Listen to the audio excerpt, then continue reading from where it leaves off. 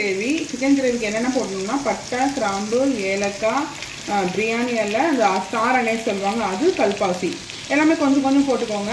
Plus இது சோம்பு ஒரு ஸ்பூனு, வரமிளகா ஒரு 4-5 கிள்ளி போட்டுட்டு, வெங்காயத்தை போட்டுட்டு, கருவேப்பிலை போட்டுட்டு நல்லா வதக்கணும். இதில் ஒரு 4 பூண்டை மட்டும் சும்மா அப்படி தட்டி க்ரஷ் பண்ணி சேர்த்துக்கலாம். அதனுடைய ஃப்ளேவர் கொஞ்சம் நல்லாயிருக்கும். பூண்டு பிடிக்காதவங்க அவாய்ட் பண்ணிக்கலாம்.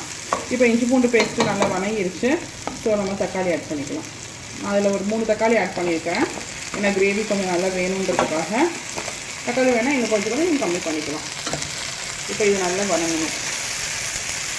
உப்பு போடணுமா? உப்பு போட்டால் உப்பு போட்டலாம்.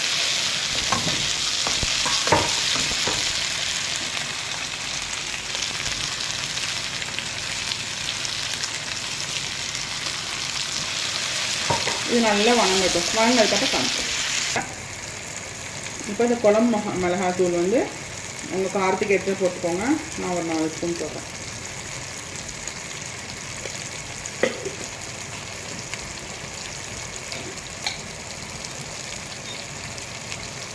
மஞ்சள் பொடி,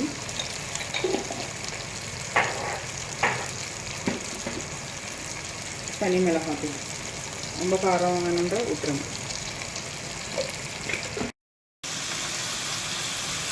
இப்போ சிக்கன் போட்டாச்சு. 1 கிலோ சிக்கன் இப்போ போட்டிருக்குறோம். போட்டு நல்ல அந்த மசாலாவோட நல்லா கிளறி விட்டுக்கலாம். கிளறி விட்டு கொஞ்சம் நேரம் அப்படியே வச்சுருக்கலாம். சிக்கன் அவ்வளோதான் ஆயிடுச்சு. நம்ம என்ன பண்ணலான்னா கொத்தமல்லி தலையும் கொஞ்சம், கருவேப்பிலையும் கொஞ்சம் போட்டுட்டு, கொஞ்சம் பெப்பர் பவுடர் போட்டுட்டு இறக்கிடலாம். அவ்வளோதான். இப்போ பெப்பர் பொடி போடுறோம் இல்லையா? ஆமாம். இப்போ பெப்பர் பொடி போட போகிறோம்.